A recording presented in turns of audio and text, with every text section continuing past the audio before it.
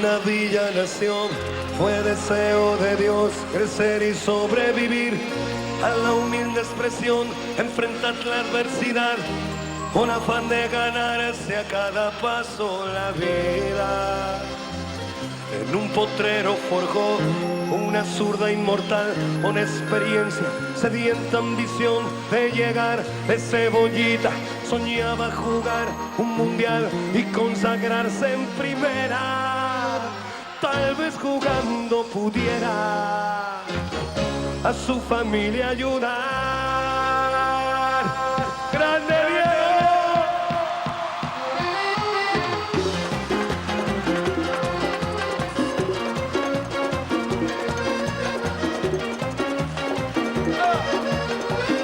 Para el más grande del mundo,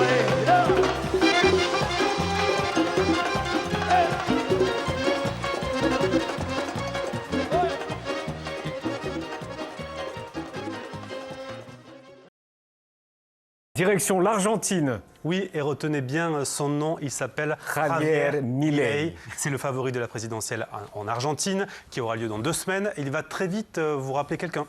Est-ce que vous connaissez ce monsieur qui a l'air fortement, on va dire, jovial, avec sa tronçonneuse qui porte elle-même son nom? C'est Javier Milei. Un ultra-libéral en tête des sondages pour la présidentielle argentine. L'Argentine qui vient d'élire son nouveau président, Javier Milei.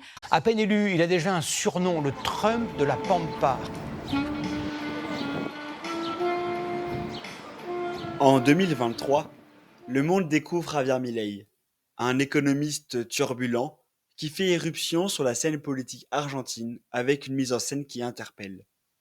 Très vite, les médias occidentaux se concentrent sur le personnage, son excentricité, et le jugent souvent sans concession. C'est un ovni total en politique, mélange de Donald Trump et de Mick Jagger, avec une coupe de cheveux improbable. J'ai été joueur de football, chanteur de rock, et je suis économiste. C'est une combinaison attractive pour la télévision. Ultra tout, hein. Ultra libéral. Voyez comment on le présente sur le journal. Hop, l'UMA, on parle d'un ultra-libéral à visage fasciste. C'est d'abord un populisme quand même qui est assumé. Bon, Milei, il est très dérangeant. Ça, comme là, on l'a vu danser comme un dingue. Il adore ses chiens. Il parle avec ses chiens morts. Peu importe son programme économique qui promet des coupes brutales dans les dépenses publiques, il veut les découper d'ailleurs à la tronçonneuse. Ministère du Tourisme et des Sports, dehors. Ministère de la Culture, dehors. Ministère de l'Environnement et du Développement, dehors. L'homme ne cherche pas à adoucir son image. Au contraire, il cultive un style brutal, alimentant un discours de guerre idéologique totale contre l'ensemble de la gauche mondiale. Y el gran yunque que aparece como denominador común en los países e instituciones que están fracasando es el virus mental de la ideología woke. Esta es la gran epidemia de nuestra época que debe ser curada. Es el cáncer que hay que extirpar. Cette violence symbolique s'incarne dans le choix de son idéologie, l'anarcho-capitalisme, qui prône la quasi-disparition de l'État. Sa position est doublement clivante. Elle est résolument libertarienne sur le plan économique, mais conjuguée à un conservatisme radical, notamment sur les questions sociales. Créanme que los escandalosos experimentos que hoy se realizan en nombre de esta ideología criminal serán condenados y comparados con aquellos ocurridos durante las épocas más oscuras de nuestra historia. El concepto libertario de Javier Milei es muy particular porque la idea de ser libertario es una persona que promueve las libertades no solamente económicas, sino que en todos los sectores de la sociedad. Pero por otra parte, Milei es un personaje que está en contra del aborto, por lo tanto podría ser un libertario conservador. Pour ses opposants, l'incohérence est flagrante. Le démantèlement de l'État social s'accompagne de la suppression d'institutions dédiées aux droits fondamentaux. Se cerró el INADI, que es el Instituto Nacional contra la Discriminación, la Xenofobia y el Racismo. Se desfinanciaron todas las acciones que tenían que ver con la prevención de la violencia contra las mujeres. Llegamos incluso al punto de normalizar que en muchos países supuestamente civilizados, si uno mata a la mujer, se llama femicidio, y eso conlleva una pena más grave que si uno mata a un hombre solo por el sexo de la víctima, legalizando de hecho que la vida de una mujer vale más que la de un hombre. Malgré les coups sociaux, cette rhétorique agressive s'est soldée par une consolidation du pouvoir. Javier Milei a remporté une victoire retentissante aux dernières élections législatives. Javier Milei qui vient de remporter les élections de mi-mandat. Dimanche 26 octobre, Javier Milei, le leader d'extrême droite, a largement remporté les élections législatives de mi-mandat, visant à renouveler une partie des députés et des sénateurs.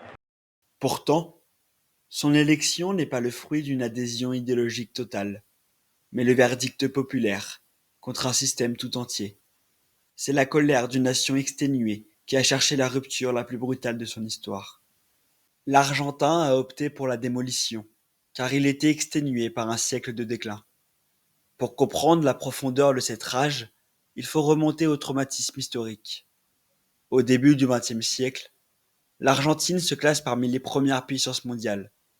Ce statut de paradis perdu, ce mythe d'être riche comme un Argentin hante la nation.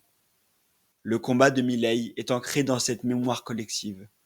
Ce dernier promet la restauration de la grandeur passée. Tenemos la posibilidad de volver a abrazar las ideas de la libertad y seguir construyendo una Argentina grande. Es parte de su discurso apelar a la nostalgia de una grandeza perdida, que tiene muchas similitudes con el Make America Great Again de Donald Trump. Apelar a una supuesta nostalgia de tiempos anteriores que habrían sido mejor. En este caso, a lo que se refiere Milei es precisamente a los buenos años, a la bonanza económica que tuvo Argentina a principios del siglo XX y cómo habría perdido esa oportunidad con el paso de los años por las políticas tomadas en los años siguientes. Ojalá, tengo toda la fe del mundo. Ojalá que pueda volver esa Argentina que fue agroexportadora, tercera a nivel mundial.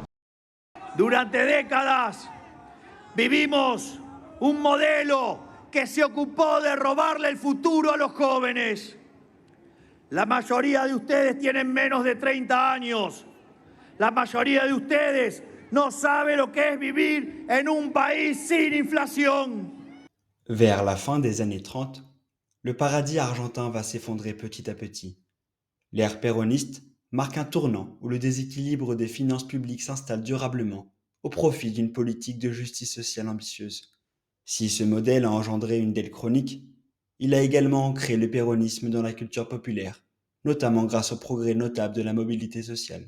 Desde su irrupción en la política como ministro de Trabajo y después como líder argentino, Juan Domingo Perón instauró un tipo de política cuya idea central era la justicia social. De ahí viene el nombre del partido político, el nombre oficial que sería el Partido Justicialista, que se conoce tradicionalmente como el peronismo.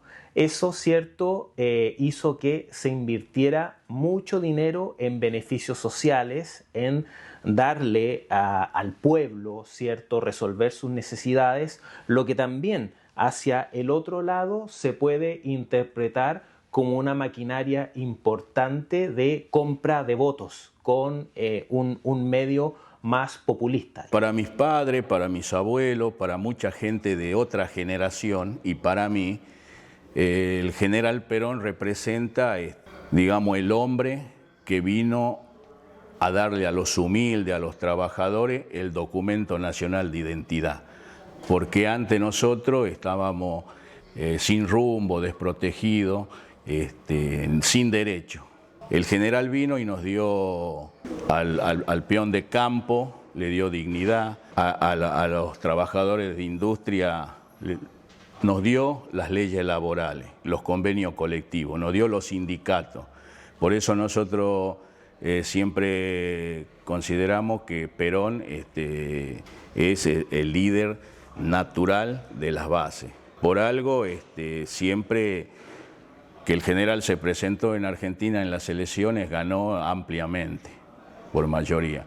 O sea, el general representa, digamos, para nosotros como un protector de lo más humilde, de los trabajadores, de los jubilados, de toda la clase obrera, y también creo que mucha gente de nuestro país, clase media, media alta, también se siente representado por el general Perón, porque en toda Latinoamérica, Argentina es el único país en la época de Perón que tuvo movilidad social. Que el hijo de un obrero llegue a ser abogado, llegue a ser doctor, sea ingeniero. Cependant, derrière la promesse sociale se cache un déséquilibre profond. En créant une dépendance totale à un État omniprésent, le péronisme néglige de consolider les fondations de son économie. Le mouvement survit alors grâce à l'image de son leader, un culte de la personnalité qui autorise toutes les métamorphoses politiques, mais qui sacrifie, avec le temps, la clarté de son identité. Otro factor que hay que tener presente en el peronismo es la figura de el culto a la persona, que es una característica fundamental de la cultura argentina, el endiosamiento de las figuras. Ha habido distintas encarnaciones del peronismo, partiendo por Juan Domingo Perón, Evita, posteriormente Isabelita, un salto hacia los 90, el peronismo de Carlos Menem, que toma un giro neoliberal. Le déficit chronique et l'absence de base productive se sont inéluctablement traduits par l'hyperinflation. Aujourd'hui terrassé par de nombreux échecs électoraux, le péronisme doit se réinventer. Fragilisé, il se heurte désormais à la défiance croissante d'une large partie de la population. ¿Qué opina usted del peronismo? Prefiero no emitir un comentario porque, bueno, entiendo que hay gente que creció con eso y hasta incluso mi abuela que era enfermera y que creció con el peronismo era otro ese peronismo, pero lo que vino después fue un socialismo que arruinó a Argentina y que dio muchas décadas perdidas. Le récent triomphe électoral de Javier Milei marque une rupture historique, assénant un revers peut-être définitif au péronisme. Es imposible en 20 meses revertir 100 años de decadencia. Todos los argentinos dijeron basta, ahora sí, ahora nos ponemos de pie y salimos adelante. Javier Milei surfe sur l'échec des partis traditionnels, de gauche comme de droite, ce qu'il appelle la caste. En 2001, l'éclatement de la crise nommée le Corralito ont gravé l'idée que l'État est une menace existentielle. En 2023, la misère est quotidienne. L'inflation dépasse les 200% annuels et la pauvreté est au-dessus de 50%. Milei désigne l'ensemble de la classe politique antérieure coupable de cette situation. Cette classe politique gangrénée par la corruption. Milei les nomme la caste et il promet de s'en débarrasser. Él acusa, ¿cierto?, el fuerte control del Estado para pagar favores y también la cantidad de cargos públicos que son existentes para personas que no trabajan y aparecen a cobrar el último día del mes, que son conocidos como los ñoquis. Ironiquement, l'agenda anticorruption du président a été rapidement fragilisé par des accusations visant son propre entourage. La corruption est restée un fléau, y compris au sommet du nouveau pouvoir. Sa sœur soupçonnée de corruption. Et elle serait impliquée dans un scandale présumé de détournement de fonds. Des entreprises pharmaceutiques qui voulaient conclure des contrats avec l'État sans passer par un appel d'offres auraient versé des pots de vin à Karina Milei, mais aussi à d'autres proches du président. Sin embargo, desde que asumió él mismo y gente que lo rodea, su primer círculo, digamos, están comprometidos en denuncias muy graves. El presidente en enero o febrero de este año promocionó en su Twitter una criptomoneda que resultó ser una estafa, de la cual terminó cayendo gente no solo acá en Argentina, sino también en Estados Unidos. La hermana del presidente, Karina, que es secretaria general del Estado, está acusada de cobrar coimas a través de la Agencia de Discapacidad. Es una crisis muy importante para el gobierno de Milei, primero por su presentación como una persona anticorrupción, por tener un discurso agresivo por quienes él denuncia como gente corrupta. Néanmoins, ces scandales n'ont pas affecté le vote Milei aux dernières élections législatives.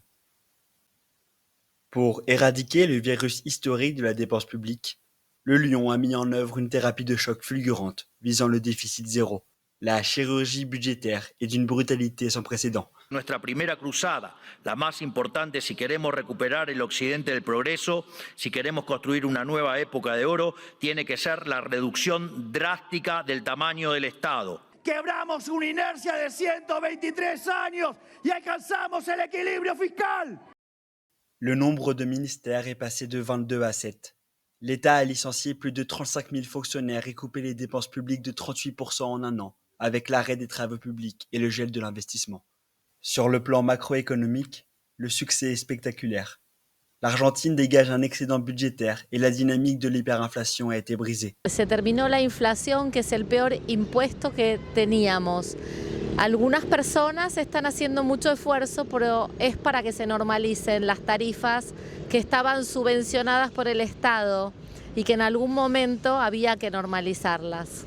Y bueno, si a vos te regalan durante mucho tiempo las tarifas de subte, de colectivo, de un montón de cosas, después, bueno, hay que pagar las consecuencias. Cette récente stabilité a été obtenue au prix d'une hyper-récession et d'un coût social exorbitant. C'est l'effet ciseau qui frappe.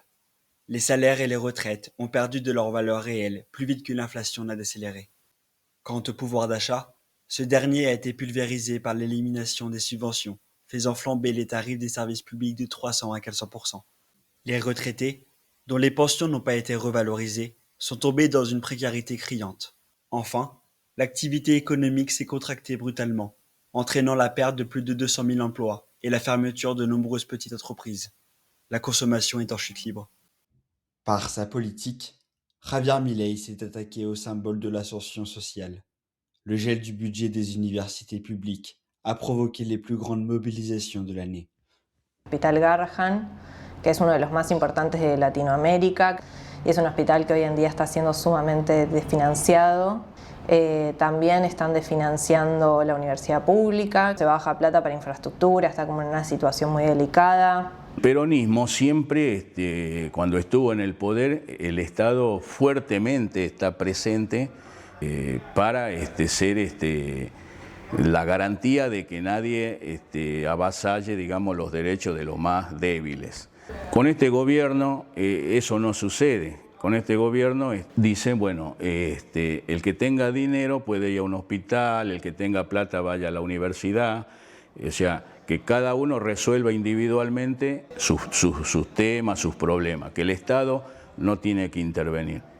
Entonces nosotros, en cambio, el Estado creemos que es fundamental en una sociedad para que los más desprotegidos o los que necesitan una ayuda, que por decir tirarle una muleta hasta que empiece a caminar solo de nuevo, eso es fundamental para nosotros, el rol del Estado. Nosotros consideramos que el rol del Estado tiene que estar siempre para cubrir las necesidades de los que menos tienen. Salud, educación, seguridad, todas esas cosas. Pour les partisans de Milei, ce prix à payer est une nécessité pour sortir de la spirale infernale. La fin de l'inflation est une libération, et les citoyens doivent s'adapter en travaillant plus. Si tú quieres elegir, también tienes que elegir trabajar más para ser más productivo y para poder tener muchos más bienes. Si quieres tener un mejor porvenir, trabaja, estudia, rómpete el lomo, como decimos acá en Argentina, es la única forma de salir adelante, trabajando. Récemment, le recours à des mesures de sécurité musclées, comme la mise en place du protocole anti-piquette et la remise en question du système de droits humains, ont soulevé des inquiétudes quant à la dérive autoritaire du pouvoir. Diría que el país está más polarizado. Hay un discurso de odio tan grande que también alimenta que la polarización sea cada vez mayor. La polarisation est devenue une caractéristique centrale de l'Argentine contemporaine. La división siempre va a existir, creo que nunca va a haber una unión total, pero hay una unión desde el punto de que ganó la mayoría. Mais malgré la contestation, le président a consolidé son pouvoir. Désormais, le défi de Milei est de prouver que son laboratoire ultralibéral peut donner naissance à une nouvelle prospérité. Que no aflojen, que estamos a mitad de camino, que sigan empujando, que vamos por el buen camino. ¡Hagamos grande la Argentina nuevamente! Au-delà de l'Atlantique, la politique menée par Milei séduit. Le milléisme a fait son chemin en France, porté par des personnalités comme Romain Dominati, président du parti milléiste français. C'est l'amour de la liberté, c'est vraiment ce propos très simple qui veut que chaque individu doit être l'architecte de sa propre vie. C'est la base de toute la philosophie libertarienne. On ne le retrouve pas dans la politique française parce qu'on ne le retrouve chez aucun politique de premier rang au niveau mondial à part Milei.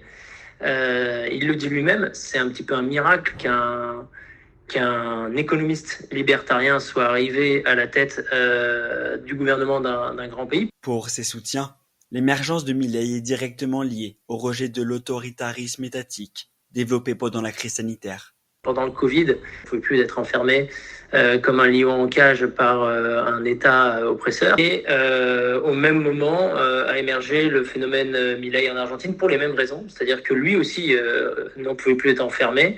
Et beaucoup d'Argentins ressentaient la même chose. Ils ont vécu le confinement le plus long au monde. Donc tout ça a permis l'émergence d'un leader libertarien. Le style de Milei, brutal et provocateur, est aussi un facteur d'attraction pour cette nouvelle droite, qui le voit comme l'antithèse des politiques policées. Et Milei, c'est vraiment la quintessence du personnage.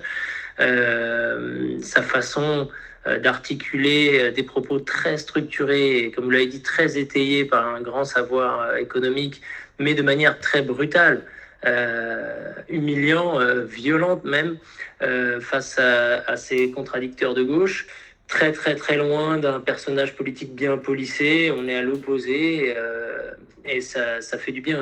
Des personnalités politiques françaises de premier plan ont rapidement adopté le modèle Milei.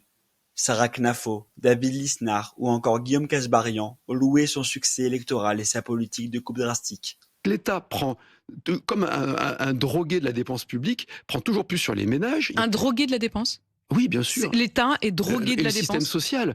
Aujourd'hui, on a le nœud gordien à trancher, vous avez parfaitement raison d'insister là-dessus, c'est celui de notre pays qui dépense plus qu'ailleurs pour le service public et où les services publics se délitent. Je veux rompre totalement avec ce social-étatisme qui, depuis 50 ans, de la gauche, évidemment de la gauche, mais aussi dans une grande partie de la droite, y compris à LR, plombe le pays. Regardez ce qui se passe dans les pays où les peuples ont élu des dirigeants qui leur proposaient vraiment de renverser la table. Vous avez l'Argentine de Milei. Économiquement, en Argentine, il est arrivé avec une situation catastrophique, Milei. Il a réussi à réduire la dette, il continue, parce qu'il a eu des solutions fortes qui ont fonctionné. Moi, je propose un plan d'économie 12 fois supérieur, 63 milliards d'économies, qui réglera bien davantage nos problèmes, en allant justement couper dans les dépenses. C'est une charge. Être élu, c'est servir, et pas se servir. Alors à Fouera, avec toutes ces indemnités obscures, et qu'on commence à mener par l'exemple.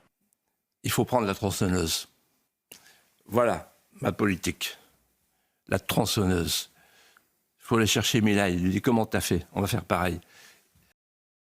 Pour les soutiens du milléisme en France, l'application de cette recette ne peut qu'être bénéfique. Je pense que ces succès font que, évidemment, il y en a de plus en plus à travers le monde qui vont vouloir reprendre la recette. Ils voient que non seulement ça fonctionne au point de vue économique, mais en plus ça fonctionne au point de vue électoral. Si on peut appliquer la politique de Milei et gagner des voix, être élu et être populaire, ben, évidemment, les hommes politiques, ils ne vont pas s'en priver. L'Argentine est un pari sur l'avenir. Le succès de Milei dans les urnes est désormais un facteur d'inspiration mondiale. Plus il va réussir, plus l'Argentine va se redresser, plus il y aura de la croissance et plus il va gagner dans les urnes, et plus des hommes politiques et femmes politiques dans le monde entier vont s'inspirer de lui. Face à cette rupture, les péronistes tentent de se réorganiser pour faire face au nouveau régime. Pour les syndicalistes, la liberté revendiquée par Milei est illusoire si elle n'est pas assortie de la justice sociale. Mira, yo considero que si se sigue con este rumbo económico, no soy optimista, porque esto ya lo hemos vivido en la década del 90. Después tengo esperanza que el peronismo se unifique, que haya una unidad y podamos seguir adelante y volver a tratar de tener una Argentina de inclusión, una Argentina para todos. Le défi est désormais de taille. construire la prospérité avant que l'implosion sociale ne rattrape le lion. L'histoire argentine est loin d'avoir dit son dernier mot. Muchas gracias a todos. Que Dios bendiga a los argentinos. Que las fuerzas del cielo nos acompañen. ¡Y viva la libertad, carajo! ¡Viva la libertad, carajo! ¡Viva la libertad, carajo! ¡Hagamos grande Argentina nuevamente!